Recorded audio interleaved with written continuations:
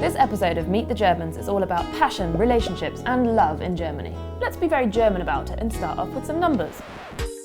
2/3 of Germans believe in love at first sight. The average age for getting married is 33. Gay marriage has been legal since 2017. According to a study, 1/3 of Germans are single. The happiest singles tend to be well-educated women over the age of 40. Most people in Germany still meet their partner through mutual acquaintances, but online dating and apps are not far behind. Somewhat unromantically, the German word for a dating site is Singlebörse, the singles market. There are various specialist markets on offer too, like ones for vegans, goths, or Swabians. But what about when they're actually on the date? Do you remember back in a previous episode the date I mentioned? I was once on a date with a German, and the conversation took a sudden turn. He wanted to compare the price per kilo of various vegetables in German and British supermarkets. #romance. Well, it obviously did the trick because I married him. So, as I've only ever dated one German, I thought I'd bring in some DW colleagues of mine to get a more rounded picture. I am Adonis and I come from Syria. I'm Louisa and I'm from the US. My name is Dana and I'm originally from Israel. My name is Fred. I come from Rwanda. I'm Leah and I'm from Australia.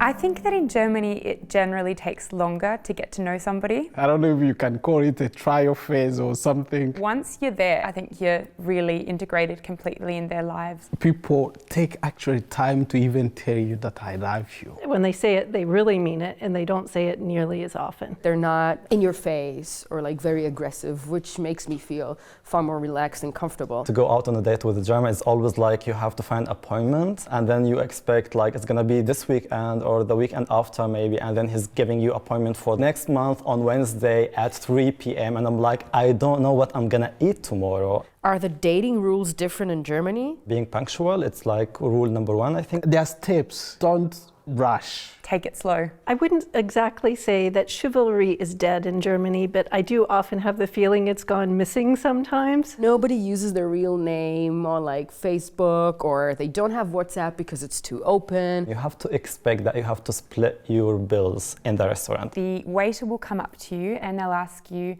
zusammen oder getrennt? And then the answer would come from the German guy like getrennt. And I'm like, okay.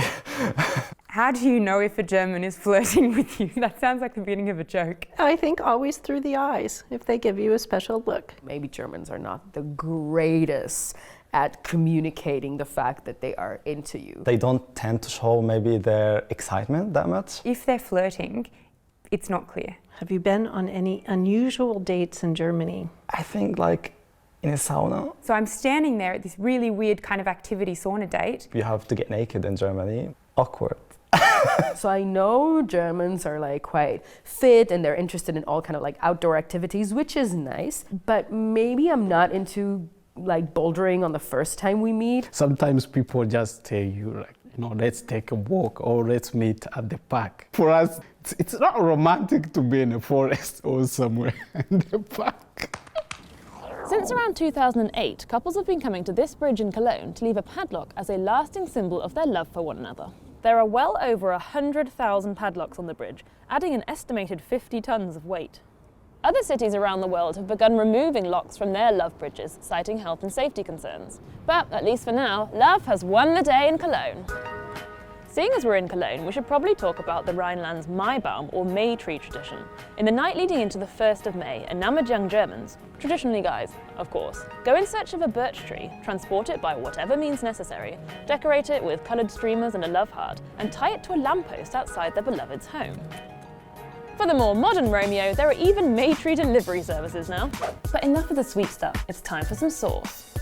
How open are the Germans when it comes to sex? Die Masse in Deutschland, glaube ich, ist immer noch sehr zurückhaltend, scheu. Ich bin Regine Thören und habe 25 Jahre einen Frauen-Erotikladen in Köln geleitet. Am Anfang war es sehr, sehr schwer. Im Chor wollte keiner mehr neben mir sitzen, wenn die wussten, welchen Beruf ich hatte. Was waren die Dauerbrenner im Laden? Im Grunde kann ich sagen, haben wir gelebt von den Vibratoren.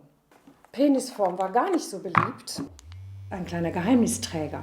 Reicht schon. Kann ganz klein sein. Und wie alt waren Ihre Kunden? Ab 50 Jahren, 60 und aufwärts. Es kam zum Beispiel mal eine Kundin, die auch schon wesentlich älter war und sagte, mein Mann streichelt seit 20 Jahren an dem Punkt vorbei. Mir reicht's. Jetzt kaufe ich mir einen Vibrator.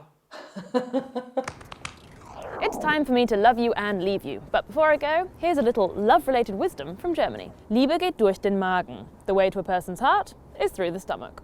Das Herz auf der Zunge tragen. In Germany, you don't wear your heart on your sleeve, but on your tongue. Oh, and alte Liebe rostet nicht. Old love doesn't rust.